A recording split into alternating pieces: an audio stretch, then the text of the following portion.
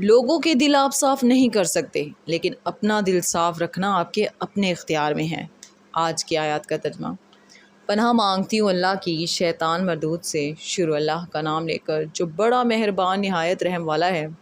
جو ان کے آگے ہے اور جو ان کے پیچھے ہے وہ اس سے واقف ہے، اور سب کاموں کا رجوع اللہ ہی کی طرف ہے۔ مومنوں، رکوع کرتے اور سجدہ کرتے اور اپنے پروردگار کی عبادت کرتے رہو اور نیک کام کرو تاکہ فلاح پاؤ، اور اللہ کی راہ میں جہاد کرو جیسا جہاد کرنے کا حق ہے۔ اس نے تم کو منتخب کیا ہے اور تم پر دین کی کسی بات میں تنگی نہیں کی، اور تمہارے لیے تمہارے باپ ابراہیم کا دین پسند کیا۔ اسی اللہ نے پہلی کتابوں میں تمہارا نام مسلم رکھا تھا، اور اس کتاب میں بھی وہی نام رکھا ہے۔ تو جہاد کرو تاکہ پیغمبر تمہارے بارے میں گواہ ہوں اور تم لوگوں کے مقابلے میں گواہ رہو۔